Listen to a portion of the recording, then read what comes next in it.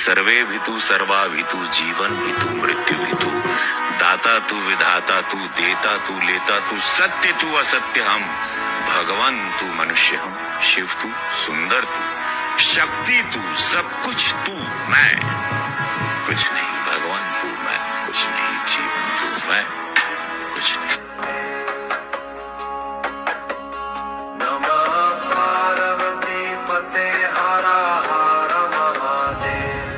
Hello, good morning. आत्ता वाजतात पहाटेचे 4:45. पहाटे 4ला उठून मी तयार झाले आणि आता आम्ही इंदोरवरून ओंकारेश्वरला जाण्यासाठी निघालो आहे. म्हणजे ओंकारेश्वर ज्योतिर्लिंग आहे 12 ज्योतिर्लिंगपैकी एक. तर तिथे जाण्यासाठी निघालेलो आहोत आणि तिथून परत उज्जैनला जाणार आहोत. तर मागचा इंदोरचा व्हिडिओ तर तुम्ही बघितला असेल आणि ज्यांनी नसेल बघितला त्यांच्यासाठी तर आम्ही उज्जैनला गेलेलो होतो महाकालच्या दर्शनासाठी. तर आम्ही इंदोरला उतरलो होतो कारण की इंदोर हे मध्यवर्ती ठिकाण आहे. म्हणजे ओंकारेश्वरला जाण्यासाठी आणि उज्जैनला जाण्यासाठी मध्यवर्ती ठिकाण आहे. त्याच्यामुळे इंदोरला उतरलो. तर आता ओंकारेश्वरला जाणार आहोत आणि त्याच्यानंतर पुन्हा उज्जैनला जाणार आहोत. असं म्हणतात की उज्जैनच्या महाकालची इच्छा असल्याशिवाय आपण त्याच्या दर्शनासाठी जाऊ शकत नाही. आणि मला इतका सुंदर अनुभव आला आहे या सगळ्या प्रवासामध्ये. आणि हा व्हिडिओ मी तुमच्याशी एवढ्यासाठी शेअर करते की प्रत्येकाला इच्छा असते उज्जैनच्या महाकालच्या दर्शनासाठी जाण्याची, पण बऱ्याचशा गोष्टी माहिती नसतात आपल्या. तर ह्या व्हिडिओ थ्रू तुम्हाला कळेलच. तर तुम्ही खूप वेळा रीलमध्ये किंवा टी व्हीवरती बघितलं असेल की ओंकारेश्वरला भरपूर गर्दी आहे. हे जे आता मी चढून जाताना तुम्हाला दिसते तर इथे भरपूर गर्दी असते. पण आता आम्ही सकाळी पहाटे लवकर निघालेलो आणि आता 7 वाजताच इथं पोहोचलो आहे. तर बघा अजिबात गर्दी नाही आहे. त्यामुळं कुठल्याही देवस्थानला तुम्ही जात असाल तर शक्यतो सकाळी किंवा पहाटे लवकर उठून जायचं. म्हणजे खूप गर्दीमध्ये आपला जो पूर्ण दिवस जातो ना तर तो जात नाही आणि दर्शन पण छान होतं. आणि जेव्हा आपण ओंकारेश्वरच्या दर्शनासाठी जात असतो ना तर इथून जाताना खाली बघितलं की नर्मदा नदी दिसते. इतका सुंदर नजारा दिसतो ना इथला. म्हणजे हे पहिलंच असं क्षेत्र आहे की जिथं ज्योतिर्लिंगच्या बाजूने नदी वाहते. आणि असं म्हणतात की गंगा नदीमध्ये स्नान केल्यानंतर पुण्य मिळतं, पण नर्मदा नदीच्या फक्त दर्शनानंच पुण्य प्राप्त होतं. आणि काही दिवसांपूर्वीच मनात विचार करत होते की आपण नर्मदा परिक्रमा करावी का, पण आता फक्त नर्मदेच्या दर्शनानेच मनाला खूप आनंद झाला. आणि इथं यायचं असेल आणि गर्दीत जास्त वेळ घालवायचा नसेल तर तुम्ही 300 रुपयांचा VIP पास असतो तर तो सुद्धा काढू शकता. खूप सुंदर दर्शन झालं ओंकारेश्वरचं. आणि तिथंच बाहेर आम्ही अभिषेकसुद्धा केला. तिथले भटजी असतात बाहेर तर त्यांच्याकडून तुम्ही अभिषेक करून घेऊ शकता. तर तिथं आम्ही अभिषेक आणि पूजा केली. मंदिराच्या इथून खाली उतरल्यानंतर नर्मदा नदी आहे. खरं तर नर्मदेमध्ये स्नान करायचं असतं पण ते शक्य नव्हतं म्हणून फक्त पाय धुतले, नमस्कार केला. आणि तिथून पुढे ममलेश्वर ज्योतिर्लिंग आहे तर तिथं जाण्यासाठी असं आपण बोटीने जाऊ शकतो. असं म्हणतात की ममलेश्वरचं दर्शन घेतल्याशिवाय ओंकारेश्वरचं दर्शन अधुरं राहतं, म्हणून मग ममलेश्वरच्या दर्शनासाठी जायचं. आणि याआधी ना मी खूप वेळा तरी रील्समधून ओंकारेश्वरचं हे असं होडीतून जातानाचं दिसणारं दृश्य आहे ते बघितलं होतं आणि मला असं वाटायचं की किती सुंदर आहे हे कुठून असं दिसत असेल बरं. पण आज जेव्हा मी स्वतः होडीतून जात होते ना तेव्हा हे दिसलं. खरंच खूपच सुंदर अनुभव आहे हा. अगदी 5 ते 7 मिनटं लागतात तिथं जाण्यासाठी आणि 50 रुपये घेतात पर हेड होडीसाठी. इथं पूलसुद्धा आहे की त्याच्यावरून आपण जाऊ शकतो, पण होडीने लवकर पण पोहोचतो आणि खूप छान एकंदरीत हा प्रवास वाटतो.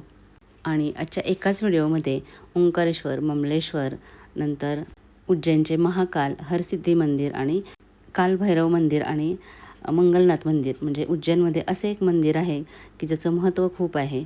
म्हणजे ज्यांच्या पत्रिकेमध्ये मंगलदोष असतो तर अशा लोकांनी या मंगलनाथाच्या मंदिरामध्ये जाऊन पूजा केली की त्यांचं त्या दोषाचं निवारण होतं असं म्हणतात. तर पुढे हे सगळं मी शेअर करणार आहे, व्हिडिओ शेवटपर्यंत नक्की बघा. त्याच्यानंतर आम्ही ममलेश्वरला आलो. तिथं पण सुद्धा पूजा केली, अभिषेक केला जातो.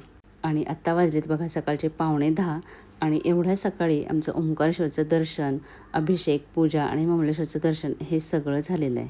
आणि इथं हे जे दगडगोटे दिसत आहेत ना तर त्याला नर्मदेश्वर म्हणतात. म्हणजे नर्मदेमधील प्रत्येक दगड हा शिवलिंग असतो. म्हणजे असं म्हणतात की नर्मदा ही कंकर को भी शंकर बना देती आहे. म्हणजे त्यातला प्रत्येक दगड आहे तर तो शंकराचा म्हण असतो. आणि या शिवलिंगाला नर्मदेश्वर शिवलिंग म्हणतात. आणि याच्यावरती कुठलीही षोडशोपचार पूजा न करता आपण सरळ घरात आणून ते पूजू शकतो, इतकं त्याचं महत्त्व आहे. दर्शन तर खूप छान झालं, पण एका गोष्टीचं वाईट वाटलं की ज्या नर्मदेला आपण आई मानतो तर त्या नदीमध्ये समोर तुम्हाला पुढे दिसत असेल बघा प्लास्टिकच्या बॉटल टाकलेल्या आहेत. त्याच्यानंतर आजूबाजूला सुद्धा भरपूर कचरा होता. नर्मदेमध्ये स्नान केल्यानंतर पुण्य मिळतं म्हणून खूप सारे लोक तिथं अंघोळ वगैरे करत होते. पण अंघोळ केल्यानंतर कपडे आहेत ना तर ती अशीच टाकलेली होती नदीच्या काठाला. तर ते बघून खरंच म्हणजे राग पण आला, कारण की ही जी आपली मंदिर आहेत, हा जो आपला ठेवा आहे, किती सुंदर हे सगळं आहे, तर ते आपणच व्यवस्थित ठेवायला पाहिजे नाही का. आणि आता आम्ही निघालो आहे उज्जैनला जाण्यासाठी. खरं तर महेश्वरला जाण्याची खूप इच्छा होती. महेश्वर इथून 1 ते 1.5 तासांवरती आहे आणि तिथंसुद्धा खूप सुंदर असे अहिल्याबाई होळकरांनी बांधलेले घाट आहेत आणि राजवाडा वगैरे आहे. महेश्वरी साड्या तिथे विणल्या जातात, पण यावेळेला काही ते तिथं जाणं शक्य झालं नाही. तर आता उज्जैनमध्ये प्रवेश करतोय. हे उज्जैनचं प्रवेशद्वार आहे. त्याच्यावरती काय लिहिलं आहे बघा, महामृत्युंजय द्वार असं लिहिलं आहे. आणि जेवढा प्लॅन केला होता त्याच्यापेक्षा जरा लवकरच उज्जैनमध्ये आलो आहे, म्हणून म्हटलं आता उद्या जे दर्शन करणार होतो मंगलनाथाचं ते आजच करून घेऊयात. मंगलनाथ म्हणजे मंगळ ग्रह, त्याचं हे जन्मस्थान. तर आता आपण आलोत मंगलनाथाच्या मंदिरामध्ये. तर मंगलनाथाचं मंदिर म्हणजे मंगळ जो ग्रह आहे तर त्याचं जन्मस्थान आहे हे. आणि पृथ्वीच्या मध्यातून जी रेषा जाते तिला कर्करेखा म्हणतात. आपण शाळेमध्ये शिकलेलो आहोत, तर ती इथूनच जाते. तर असं भौगोलिक आणि धार्मिक महत्त्व याला आहे. तर ज्यांच्या पत्रिकेमध्ये मंगळ असतो तर त्याचं निवारण इथं पूजा केल्यानंतर होतं असं म्हणतात. खूप छान मंदिर आहे. इथं फारशी गर्दी नव्हती, त्यामुळे दर्शन छान झालं. तर आता तुम्ही बघितलात की आम्ही इंदोरवरून ओंकारेश्वरला गेलो, तर तिथं जाण्यासाठी 2-2.5 तास लागले. पहाटे लवकर निघाले त्याच्यामुळे गर्दी नव्हती, ट्रॅफिक नव्हतं, त्याच्यामुळे वेळेत पोहोचलो. जर दुपारी तुम्ही निघाला तर खूप ट्रॅफिक लागणार आहे, त्यामुळे उशीर होणार. त्याच्यानंतर ममलेश्वरचं दर्शन घ्यायचं आणि तिथून जवळच महेश्वर आहे की जिथं माहेश्वरी साडीच विणल्या जातात.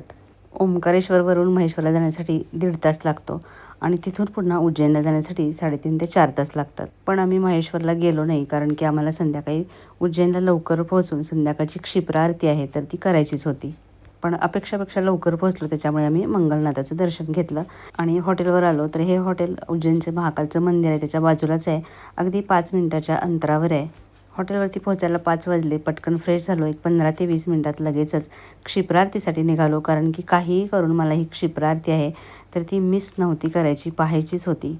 आणि तुम्ही पण जर कधी उज्जैनला जाणार असाल तर संध्याकाळी 6 वाजता दररोज क्षिप्रा आरती असते, तर ती नक्की पहा. आणि खरंच एक वेगळाच अनुभव आहे, म्हणजे इतका डिव्हाइन अनुभव आहे ना हा. म्हणजे जसं गंगा आरती असते ना, तर त्याच धर्तीवरती ही क्षिप्रा आरती असते. आणि हे सगळं जे वातावरण आहे ना, ते आपल्याला एका वेगळ्याच दुनियेमध्ये घेऊन जातं. मनातले सगळे विचार कुठेतरी निघून जातात, मन एकदम शांत होऊन जातं.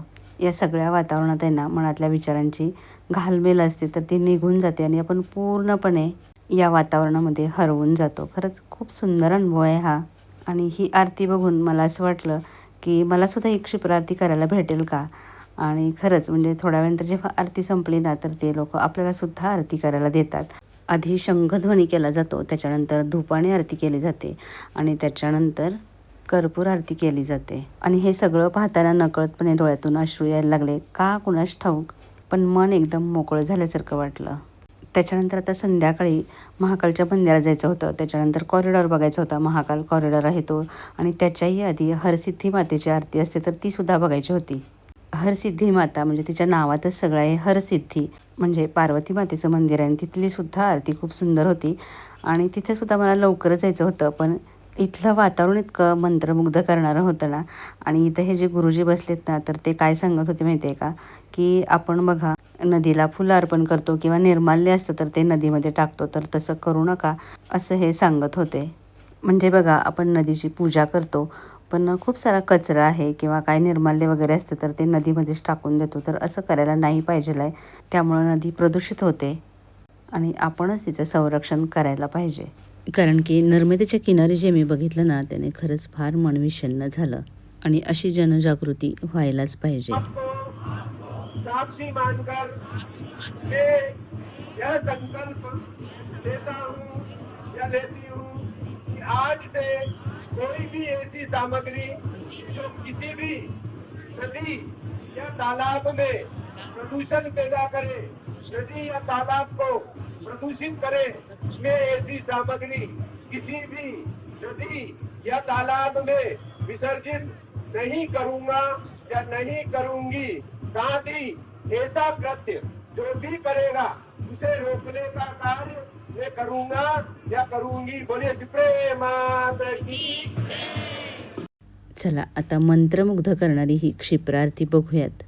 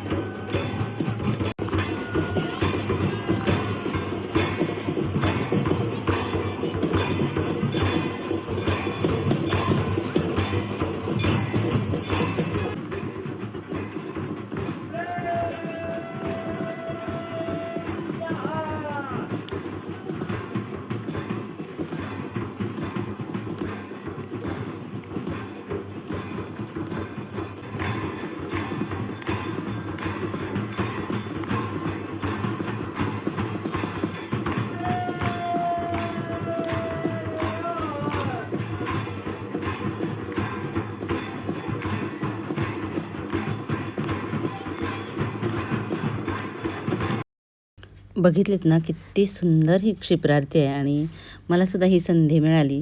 आधी मला वाटलं की पैसे देऊन ही करता येते की काय. तिथे एक जण होते, त्यांना मी विचारलं की दादा ही आरती मी करू शकते का? तर ते बोलले हो करू शकता. मग आम्ही तिघांनी ही आरती केली आणि ही आरती करायला मिळाल्याचं समाधान आणि आनंद तुम्ही माझ्या चेहऱ्यावरती बघितला असेलच. त्याच्यानंतर निघालो हरसिद्धी मातेच्या मंदिराकडे. तर हे सगळे जे मंदिर आहेत ना तर ती अशी आजूबाजूलाच आहेत. क्षिप्रा नदीच्या इथून जर जायचं असेल तर वरती चढून जावं लागतं, पण जर तुम्ही महाकालच्या मंदिराच्या इथून आलात तर खूप जवळ आहे. खूप गर्दी होती, त्याच्यामुळे जेव्हा आरती सुरू झाली ना तेव्हाच पोहोचलेलो. आणि ही हरसिद्धी मातेची आरती इतकी एनर्जेटिक असते ना आणि बघायला सुद्धा खूप छान वाटतं. भरपूर गर्दी होती. दररोज संध्याकाळी ही आरती असते आणि ही आरती करायच्या आधी दीपमाळेवरती जेव्हा दिवे लावले जातात ना तर ते सुद्धा खूप छान बघण्यासाठी सारखं असतं. पण आम्ही थोडे उशिरा पोहोचलो क्षिप्रा आरतीमुळे.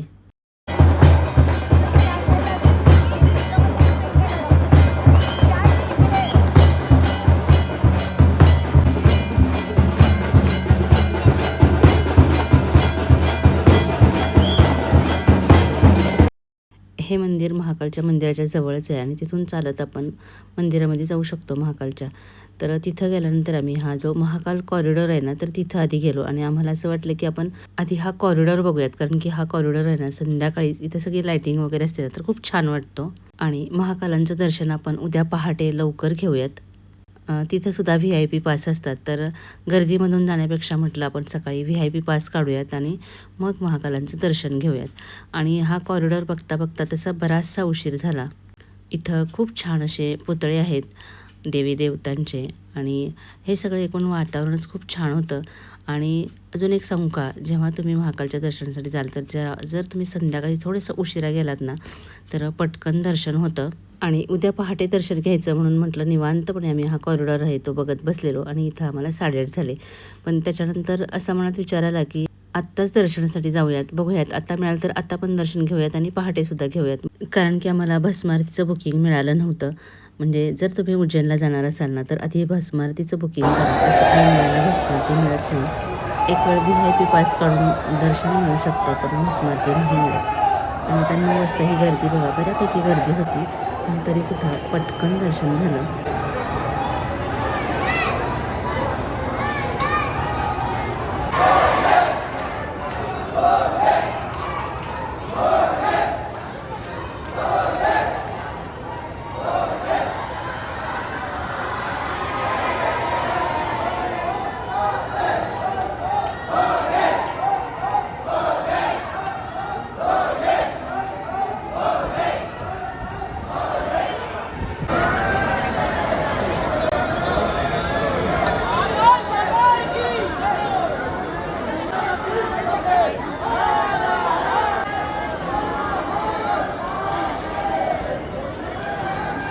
बघितलंत ना किती सुंदर आणि पटकन दर्शन झालं. त्याच्यानंतर आम्ही बाहेर पडलो आणि तिथून जवळच हॉटेल आहे. तुम्ही पण कधी उज्जैनला जाल तर मंदिराच्या जवळच शक्यतो हॉटेल बघा, म्हणजे पटकन मंदिरामध्ये किंवा भस्मारतीला जायचं असेल तर जाऊ शकतो.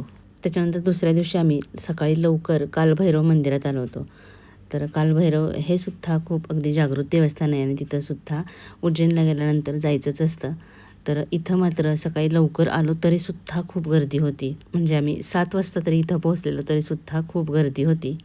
या सगळ्या मंदिरामध्ये जेव्हा आपण जातो ना तेव्हा एक वेगळाच डिव्हाइन असा अनुभव येतो आणि हा सगळा प्रवास आहे ना आपल्याला खूप काही देऊन जातो. खरं तर ही सगळी देवस्थानं जी आहेत ना तर ती बऱ्यापैकी लांब लांब आहेत, पण ती जर आपण म्हणजे न कंटाळता न थकता जर आपल्याला करायची असतील ना तर प्रॉपर त्याचं प्लॅनिंग करायला पाहिजे आणि शक्यतो पहाटे लवकर उठूनच प्रवास करायचा. म्हणजे मग गर्दी जास्त नसते आणि त्याच्यामुळे दर्शनसुद्धा छान होतं आणि आपण थकतसुद्धा नाही.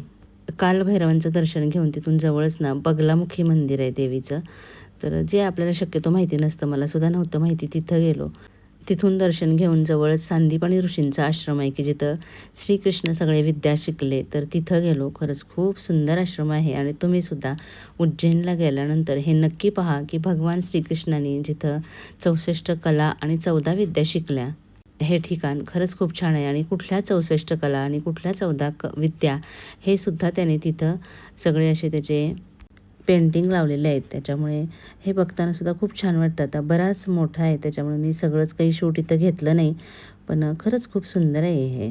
आणि प्रत्यक्ष भगवान श्रीकृष्णांनी जिथं हे सगळं शिकले ना, तर तिथं आपल्याला जायला मिळालं, ह्याचं हे जे भाग्य आहे ना, त्याचा आनंद काही वेगळाच.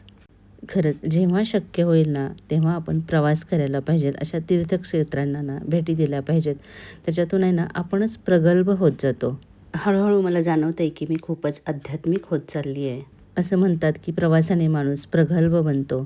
प्रवासामध्ये जे काही अनुभव येतात किंवा ज्या काही गोष्टी आपण बघतो, जे आपल्या ज्ञानामध्ये भर पडते, त्याने आपण समृद्ध होत जातो. खरं तर काही ठिकाणी व्हिडिओ काढायची परमिशन नव्हती, पण म्हणतात ना आपल्याला मोह आवरत नाही. तर बऱ्यापैकी या सगळ्या ठिकाणावरचे व्हिडिओ मी घेतले. कारण की याच्यातून काही मोठेपणा वगैरे दाखवायचा नसतो, की आम्ही इथं फिरायला गेलो, तिथं फिरायला गेलो, हे दाखवायचं नसतं. तर याच्यातून खूप काही माहितीसुद्धा मिळू शकते. प्रत्येकालाच अशा ठिकाणी जायला जमत नाही किंवा कधीतरी जायचं असतं, पण त्याबद्दलची पुरेपूर माहिती जर आपल्याला असेल ना, तर आपले हे जे प्रवास असतात तर ते छान होतात. आणि त्यामुळंच आमचीसुद्धा ही जी उज्जैनची ट्रिप होती ना, खूप सुंदर, जशी मनासारखी व्हायला हवी ना तशी झाली. आणि संध्याकाळी आम्ही ट्रेननी परत यायला निघालो. अर्थात प्रवासाने खूप थकवा आलेला, पण तरीसुद्धा मनामध्ये एक वेगळाच आनंद, एनर्जी होती. व्हिडिओ कसा वाटला हे नक्की कमेंट करून सांगा. नेहमीप्रमाणे लाईक करा. पुन्हा भेटूया. तोपर्यंत खुश रहा, आनंदी रहा.